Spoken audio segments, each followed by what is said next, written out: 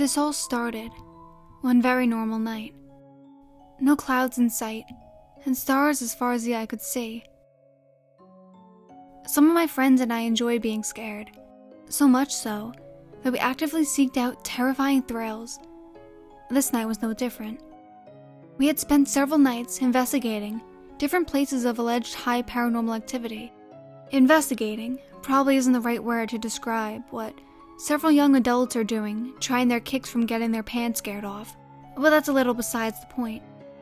The place we were on our way home from was purportedly one of the worst.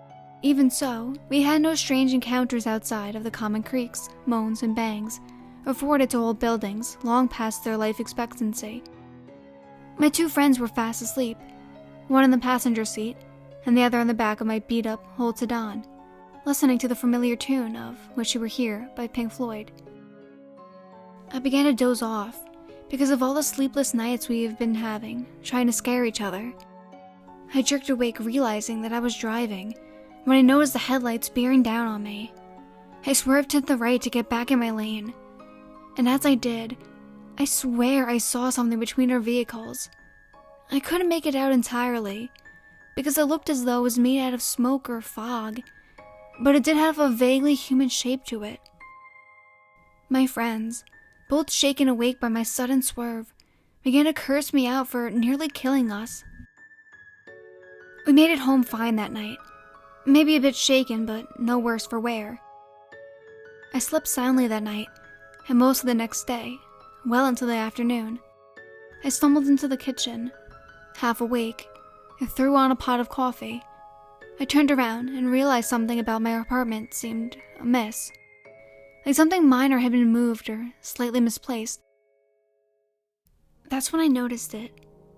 The figure I had seen just before almost becoming a human pancake to a semi-truck. It wasn't entirely there, and I could barely see it as it stood on the edge of my peripheral vision watching me. I was too terrified by his presence to move or even turn my eyes to at least realize that I had noticed it. Fear built up within me, and I felt a strong urge to turn my heels and run, but I knew I had to stand fast. I couldn't let it know I had seen it. The more my eyes saw it, the less I could comprehend the figure. It seemed human enough, but its face looked like one of those scream masks, except the jaw hung about a foot lower and the face was contorted to the side much further. It had no limbs as far as I can tell. Everything below the neckline was just an amorphous blob. As I prepared to try and swallow my fear, to turn around and act as though nothing had happened, it faded away. It didn't just disappear in some fabulous poof of smoke like you see in movies. It just faded away like smoke, if it could look like a fluid. I brushed the entire encounter off as my mind played tricks on me, or projecting something I expected to see during my excursion with the fellas. I grabbed my coffee and sat at the table. I put on some cartoons to ease my mind. The rest of my evening was completely normal. Around 3 a.m, I began to get tired, so I figured I'd head off to bed. I walked into my bedroom to find that my overhead light bulb had burned out, so I turned on my bedside lamp. It cast long shadows on the walls in the light yellow glow of the bulb that stood barely at waist level.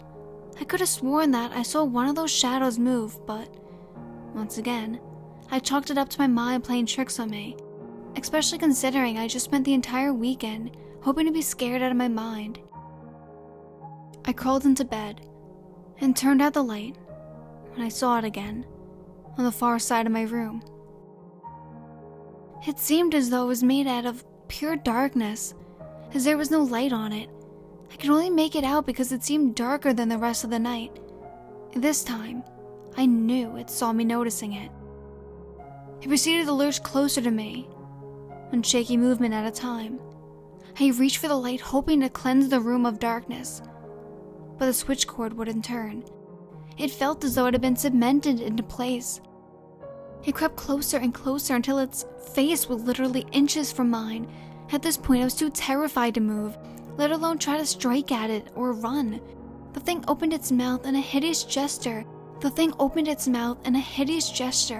that had unhinged its jaw. The mouth was open enough for me to stick my entire head into and have plenty of extra room. Staring down to the captivity, It seemed darker than the blackest black hole, its mouth filled with a crimson fluid that I knew all too well was blood. As it screeched into the night, blood poured from all the orifices on its face. And that's when I blacked out.